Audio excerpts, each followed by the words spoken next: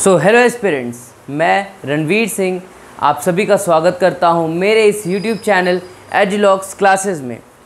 तो आज हम अपनी इस क्लास में पढ़ेंगे जियोमॉर्फोलॉजी टॉपिक का पार्ट 2। लास्ट क्लास में हमने उसका पार्ट 1 पढ़ा था जिसमें interior structure of the earth, classification of rocks था। आज हम पढ़ेंगे अबाउट लैंड फॉर्म्स डेवलपमेंट का पार्ट 1। इसका भी 2 पार्ट है, ठीक है, फर्स्ट ऑर्डर और सेकेंड ऑर्डर। तो इस क्लास में आज हम सिर्फ फर्स्ट ऑर्डर के बारे में पढ़ेंगे, ठीक है। सेकेंड ऑर्डर जो है वो उसमें माउंटेन्स, प्लेन, प्लेट्यूज है। जो फर्स्ट ऑर्डर है उसमें है continental drift theory, theory of plate tectonics और सी फ्लोर स्प्रेडिंग। ये 3 थ्योरीज़ के बारे में हम पढ़ेंगे। मानिए हम कॉन्टिनेंटल ड्रिफ्ट थ्योरी के बारे में पढ़ रहे हैं, तो क्यों ड्रिफ्ट कॉन्टिनेंट्स का जो ड्रिफ्ट हुआ उसके लेके क्या क्या थ्योरीज़ थी उनके बारे में हम आज जानेंगे। उनके बाद उससे रिलेटेड क्या क्या एविडेंसेस हमें दिए गए ताकि हमें उस बारे में पता चले कि हाँ ये बात सच है, ठीक है। उसका सी फ्लोर स्प्रेडिंग, जो सी का फ्लोर है आपका ओशनिक क्रस्ट, उसका स्प्रेड लेके हमारा जो थ्योरी है वो हम पढ़ेंगे। फिर थ्योरी ऑफ प्लेट टेक्टोनिक्स पढ़ेंगे, मेजर और माइनर प्लेट टेक्टोनिक्स, कौन कौन से प्लेट्स हैं, ठीक है। तो बिना कोई टाइम वेस्ट किए चलिए आज का क्लास हम स्टार्ट करते हैं। So let's start. तो हम शुरू करेंगे कॉन्टिनेंटल ड्रिफ्ट थ्योरी से। तो ये थ्योरी में काफ़ी लोगों ने इसके बारे में बहुत कुछ कहा। स्टार्टिंग से कुछ साइंटिस्ट कहते थे कि जो हमारा कॉन्टिनेंट्स है, Asia, north America, south America, Africa, वो सारा एक है, ठीक है। तो इसमें सबसे पहला जो ये थ्योरी पुट किया गया था वो एक अब्राहम ऑरेटिलस थे, एक डच मैप मेकर। उन्होंने इसके बारे में बताया था कि जो नॉर्थ अमेरिका, साउथ अमेरिका और अफ्रीका का जो पार्ट है ये तीनों एक साथ जुड़ा हुआ है।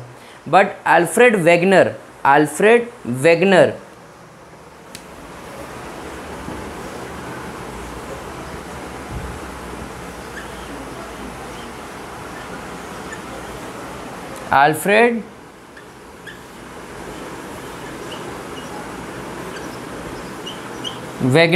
इन्होंने बताया कि इन्होंने ये ऑब्ज़र्व भी किया कि साउथ अमेरिका और अफ्रीका, ये दोनों का जो शोरलाइंस है, जैसे मैं आपको एग्जांपल में दिखाता हूँ, आप ये देखिए, ये इसका जो शोरलाइंस है और इसका, ये एकदम बिना कोई गलत किए ये दोनों एक दूसरे से का ही पार्ट देखने में लग रहा है, ठीक है। मेरा बजट बहुत ज़्यादा है इसीलिए डिजिटली आपको दिखा रहा हूँ तो ये दोनों का जो मैचिंग वो बहुत ईजीली हो जा रहा है। तो अल्फ्रेड वेगनर ने ये एक थ्योरी हमें दी known as continental drift theory in 1912 में ये थ्योरी दी गई थी, ठीक है। तो उनका कहना, अकॉर्डिंग टू दिस थ्योरी, इस थ्योरी का मेन ये कहना था अल्फ्रेड वेगनर की तरफ से कि जो कॉन्टिनेंट्स थे वो एक पूरा मास था, वो एकजुट थे और उनका नाम था पेंजी, ठीक है, PANGAEA,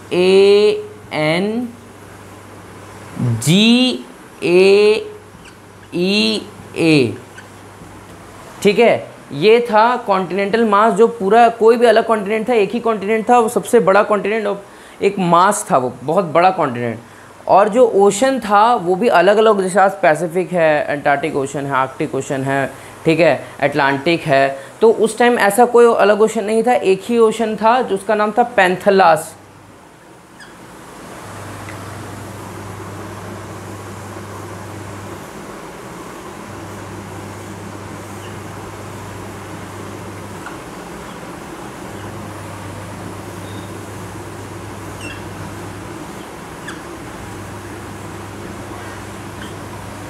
ठीक है, तो पैंथेलास, इनका कहना था कि ये दोनों ही थे।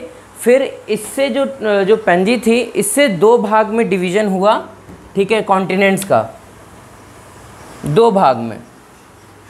एक में हुआ लॉरेशिया, एक में हुआ गोंडवाना लैंड, ठीक है। लॉरेशिया जो था वो नदर्न कॉन्टिनेंट बना और गोंडवाना लैंड जो था वो सदर्न कॉन्टिनेंट बना। लॉरेशिया,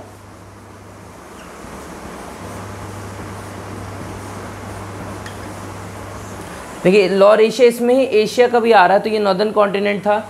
और गोंडवाना लैंड,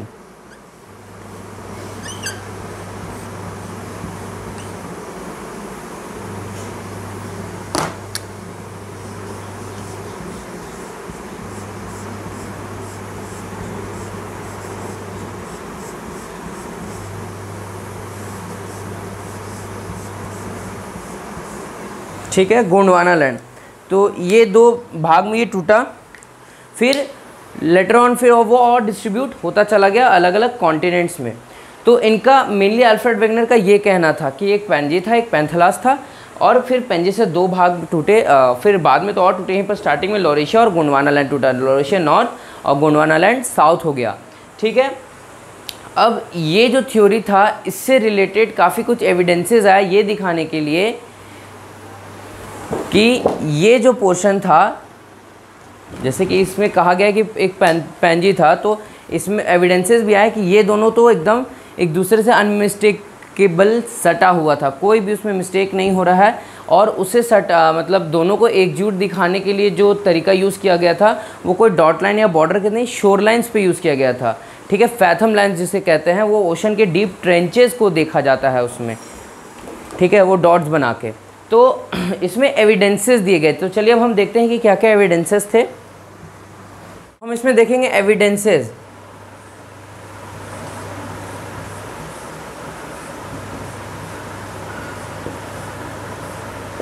ठीक है, तो पहला एविडेंस था मैचिंग ऑफ शोर लाइन्स। मैचिंग ऑफ शोर लाइन्स था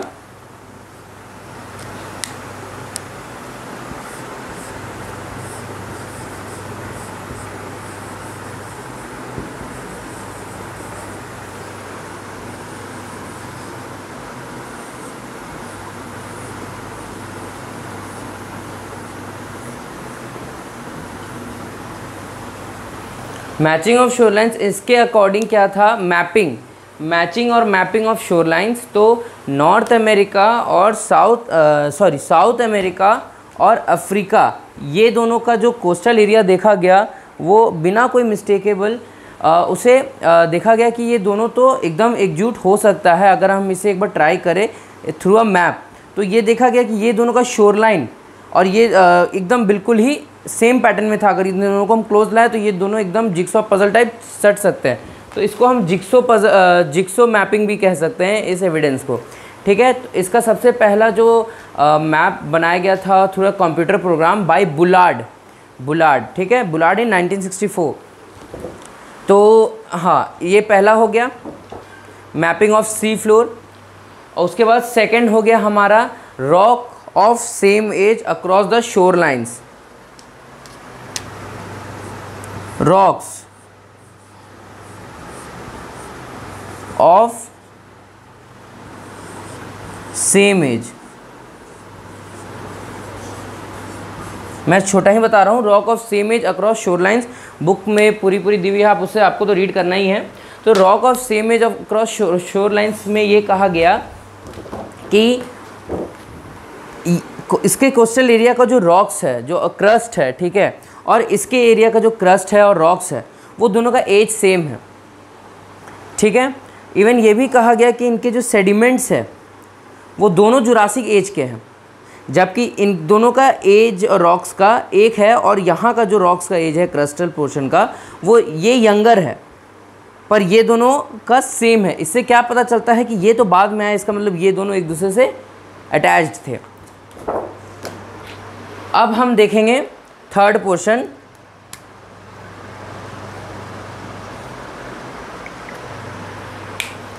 डिस्ट्रीब्यूशन ऑफ फॉसिल्स। तो अब हम सिर्फ फॉसिल्स लिख रहे हैं इसमें। देखिए, दोनों मरीन बैरियर के इस तरफ और उस तरफ अगर सेम टाइप के फॉसिल्स पाए जाए, अगर मान के चलिए इंडिया का कोई नेटिव, जैसे रेड पैंडा इंडिया का नेटिव पैंडा कहा जाता है, तो अगर इंडिया में उसे पाया जा रहा है और किसी और भी कंट्री में, इट मीन्स कभी अब मान के चलिए ऑस्ट्रेलिया में, एग्जांपल के तौर पे अगर ऑस्ट्रेलिया में अगर पाया जाता है तो हम ये कह सकते हैं कि ऑस्ट्रेलिया भी एक टाइम में इंडिया से अटैच था, तभी इसका जो स्पेशीज़ था वहाँ भी डिस्ट्रीब्यूट हुआ, क्योंकि वो मतलब मरीन एनिमल्स तो है, मरीन तो है नहीं कि वो तैर के उतना दूर चला जाएगा। तो यहाँ फॉसिल्स के बारे में कहा गया कि जैसे कि वो मेसोसॉरस था, वो आपका साउथ अफ्रीका का नेटिव था, पर उसे ब्राज़ील में भी पाया गया। ठीक है, मतलब साउथ अफ्रीका में का नेटिव था पर ब्राज़ील में पाया गया, इट मीन्स ये दोनों अटैच था। ठीक है, तो इससे पता चला गया कि फॉसिल्स के थ्रू भी ये पता चला हमें कि ये दोनों मतलब बाकी जो कॉन्टिनेंट्स थे वो अटैच थे, तभी एक स्पेसिमेन दूसरे जगह पे भी पाया जा रहा था। ठीक, ये 3 हो गए। चौथा अब हम बताते हैं। प्लेसर deposits,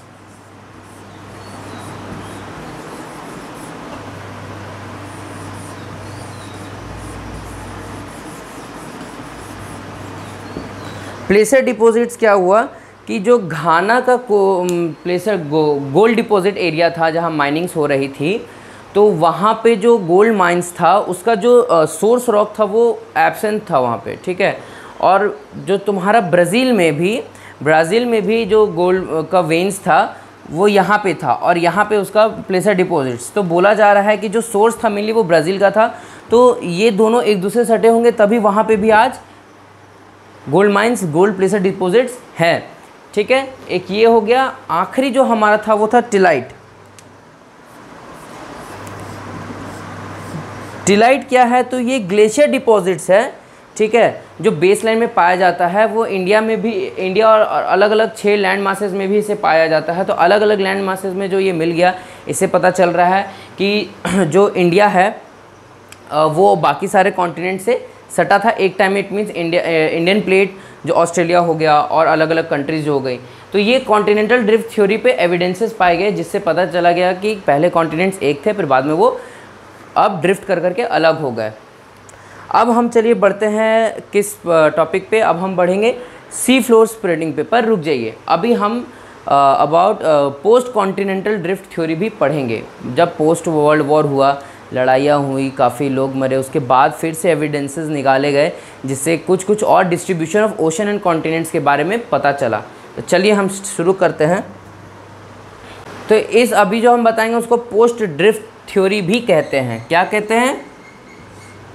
post drift theory.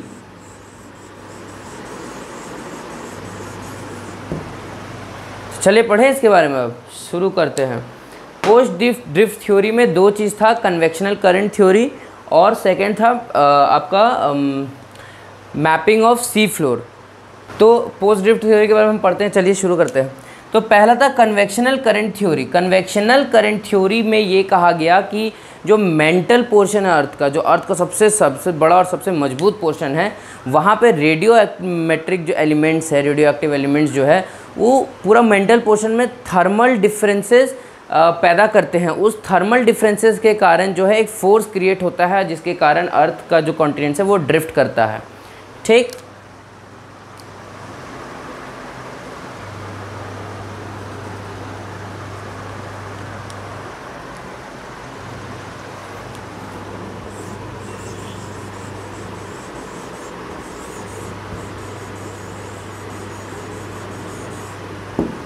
Convectional current theory, और इसको दिया था किसने? तो अल्फ्रेड होम्स ने, ए होम्स ने इन 1961।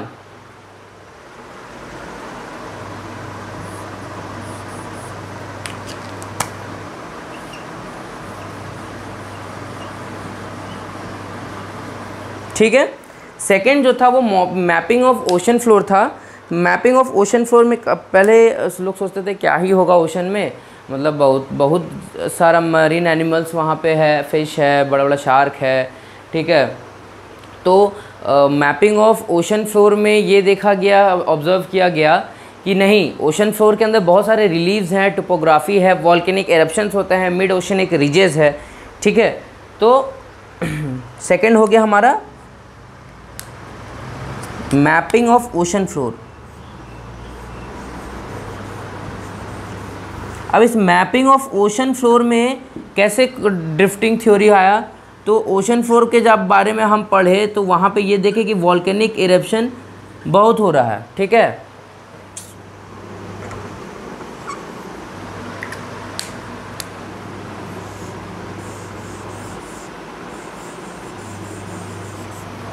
वॉल्केनिक इरप्शन होने के कारण लावा बाहर आता है, वहाँ का क्रिस्टल पोर्शन को और ठेठता है, जो कि हम सी फ्लोर स्प्रेडिंग में भी पढ़ेंगे।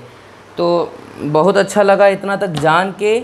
अब हम आगे बढ़ते हैं। मैपिंग ऑफ ओशन फ्लोर में हम क्या समझे कि अर्थ के सी के अंदर जो है, ओशन के अंदर, वो कोई प्लेन एरिया नहीं है, वहाँ बहुत सारे रिलीज, टोपोग्राफी है, फिर आपका वॉल्केनिक इरप्शन से बहुत ज़्यादा ये रिलेटेड है।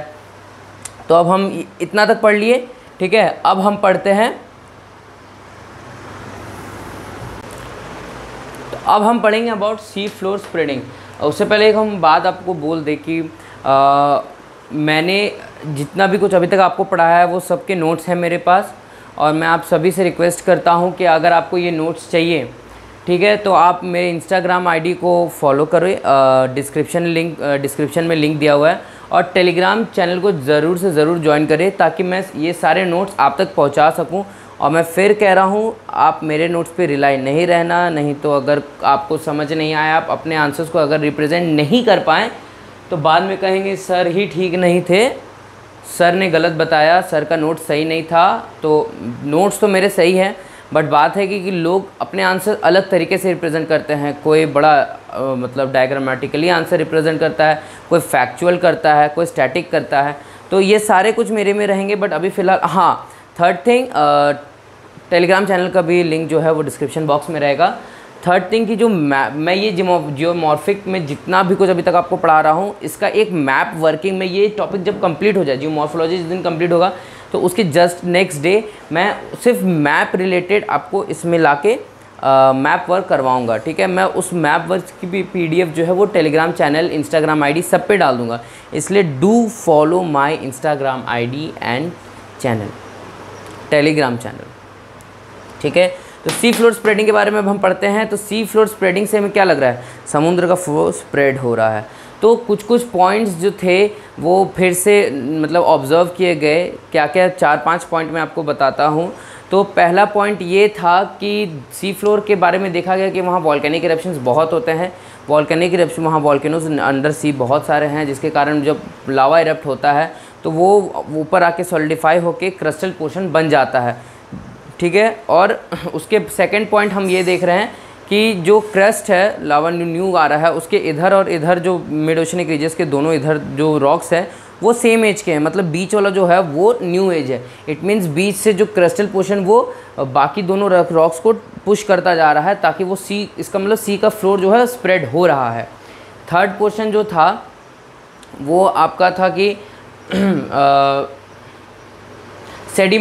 सेडिमेंट्स जो दोनों साइड एरियाज़ में थी, ठीक है, मतलब पूरा जो रॉक्स का सेडिमेंट्स इतने साल से है, मतलब जो ओशन का जो सेडिमेंट्स है, जितने साल से, जितना साल का अगर लैंड है हमारा मतलब कॉन्टिनेंटल क्रस्ट का जो सेडिमेंट्स है वो जितने साल का है, उसका जो इतना एज है, उस हिसाब का ओशन में जो है उतना सेडिमेंट्स नहीं है। इट मीन्स ओशन का जो सेडिमेंट्स नहीं है, इट मीन्स ओशन यंगर है। चौथा पॉइंट भी इसी से रिलेटेड है कि ओशनिक क्रस्ट और कॉन्टिनेंटल क्रस्ट दोनों का जो एज है, ठीक है, मिड अटलांटिक का हम बता रहे हैं, तो वो दोनों सेम नहीं हैं। तो इन सारे पॉइंट्स को मद्देनज़र रखते हुए हेस ने इन 1961 अप्रॉक्स 1961 एक सी फ्लोर स्प्रेडिंग के नाम से एक थ्योरी दी, ठीक है। किसने, तो हेस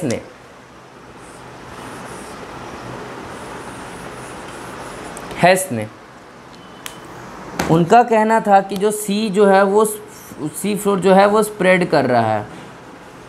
कैसे बताते हैं, मान के चलिए सी है, फ्लोर है, ठीक है, यहाँ पे एक लावा इरप्ट होता है, तो जैसे जैसे लावा आ रहा है वैसे वैसे ये जगह पे लावा सॉलिडिफाई हो रहा है, और इधर और इधर भी हो जा रहा है, यहाँ भी हो जा रहा है। तो ये दोनों जो पहले से क्रिस्टल पोर्शन था इसका, वो पुश होते जा रहा है इधर और इधर, जिसके कारण क्या हो रहा है, सी फ्लोर स्प्रेड हो रहा है, ठीक है। और ये वाला जो पोर्शन है वो डीप ओशनिक ट्रेंचेस में चलता जा रहा है और इस एरिया को कंज्यूम कर लिया जा रहा है।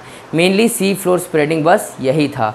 आपको इतना जानना है, आपको रीड करना है एक बार फिर से by heart, not only once, बार बार मल्टीपल रिवीजन इज़ नेसेसरी। देखिए यूपीएससी का जो हम जितना ऑब्ज़र्व किए उसमें ये हम ज़रूर देखें कि यूपीएससी अपना सिलेबस से बाहर क्वेश्चन कभी नहीं पूछता है, ठीक है, कभी नहीं पूछेगा। वो आपके दिमाग से खेलेगा, वो क्वेश्चंस को इस तरह बनाएगा कि आपको पहले क्वेश्चंस अच्छे से पढ़ने हैं, समझने हैं, फिर उनके आंसर्स देने हैं। क्वेश्चन आप पढ़ोगे आपको लगेगा यार बड़ा इजी है, हम तुरंत आंसर इसका दे सकते हैं, बट नहीं, आप क्वेश्चंस को 1-2 बार पढ़ो, समझो, फिर उसके आंसर्स लिखो, क्योंकि यूपीएससी नीड्स क्वालिटी, वो क्वालिटी पे जाता है, नॉट इन क्वांटिटी, ठीक है।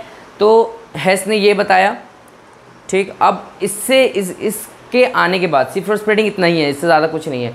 तो सी फ्लोर स्प्रेडिंग का थ्योरी आने के बाद आया अबाउट प्लेट टेक्टोनिक्स थ्योरी।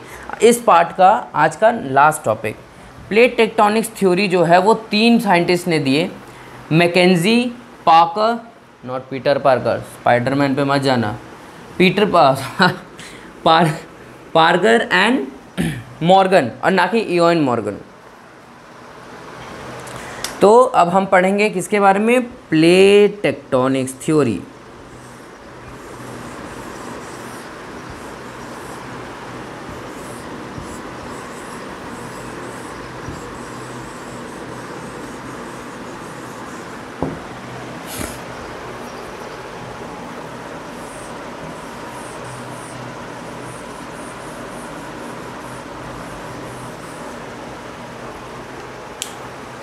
तो चलिए प्लेट टेक्टोनिक्स थ्योरी के बारे में हम पढ़ते हैं। तो प्लेट टेक्टोनिक्स थ्योरी का जो था वो 1967 में आया था। इन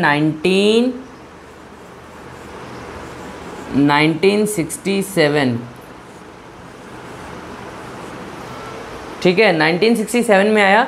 तो किसने किसने दिए इसे, मैकेंजी, पीटर पार्कर नहीं, पार्कर एंड मॉर्गन नहीं, इयोन मॉर्गन। किसने किसने, मैकेंजी,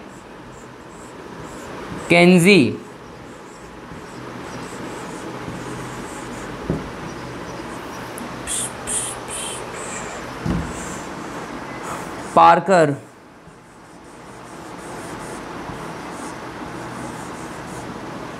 और मॉर्गन।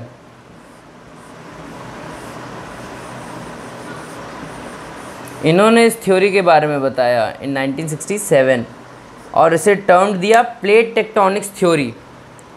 इस थ्योरी के तहत हमारे पास 7 मेजर प्लेट्स हैं और 6 माइनर प्लेट्स हैं। तो हम आपको मैप में, डिजिटल मैप जो है मेरे पास फुली डिजिटल लैमिनेटेड, इसमें मैं आपको बताऊंगा एक प्रैक्टिकली, ठीक है, कि कौन से प्लेट है।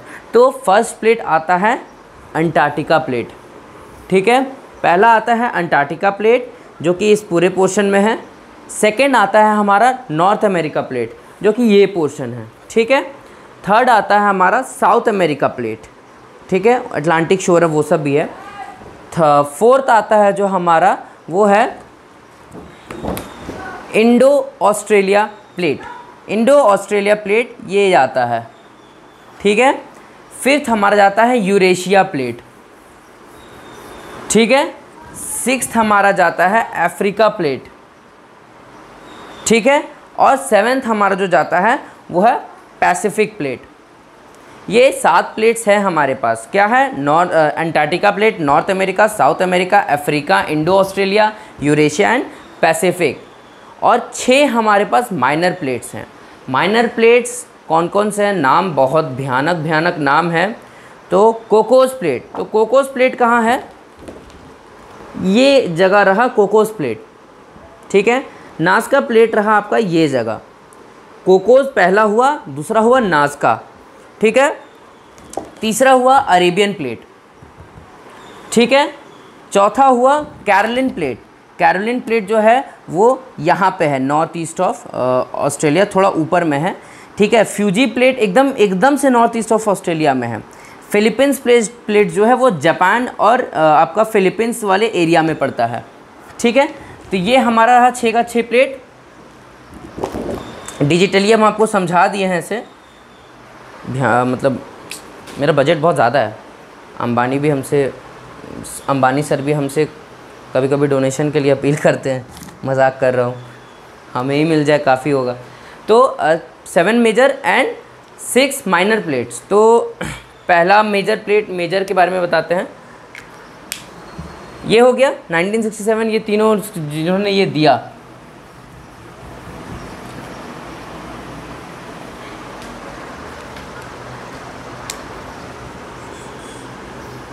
Seven major, 6 minor plate.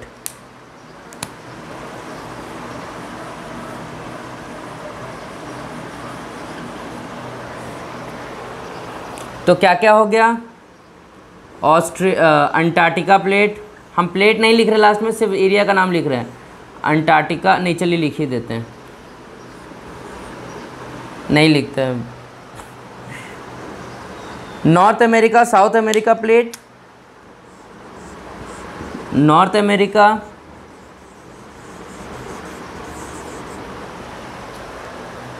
South America plate,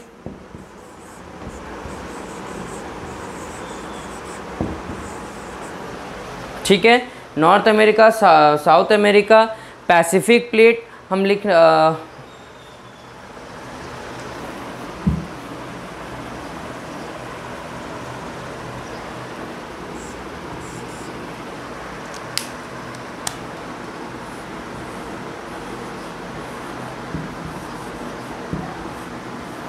Pacific plate, Indo Australia plate, कितना हुआ, 3-2-5, फिर हो गया आपका इंडो ऑस्ट्रेलिया हो गया, पैसिफिक हो गया, north America, south America, Pacific plate हो गया, ठीक है। यूरेशिया,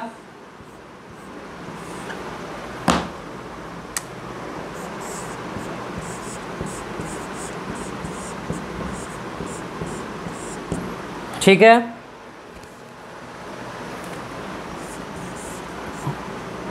अफ्रीका,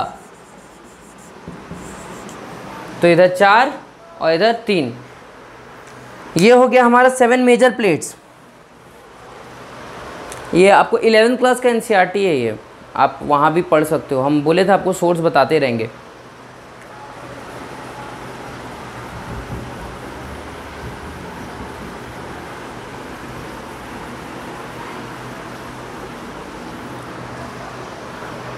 और 6 माइनर हम आपको फिर से मैप में ही बताएंगे, क्योंकि वो ज़्यादा इफ़ेक्टिव रहेगा आपके लिए भी। कोकोस प्लेट यहाँ, नास्का प्लेट यहाँ, अरेबियन प्लेट ये वाला, ठीक है। फिर आपका कैरोलिन प्लेट यहाँ, फिलीपींस प्लेट यहाँ और फ्यूजी प्लेट यहाँ। ये दिख नहीं रहा बट यहाँ मतलब वो मैप में भी वहाँ दिया बनेगा, पर फ्यूजी प्लेट जो है वो नॉर्थ ईस्ट ऑफ ऑस्ट्रेलिया को डिस्क्राइब किया गया है।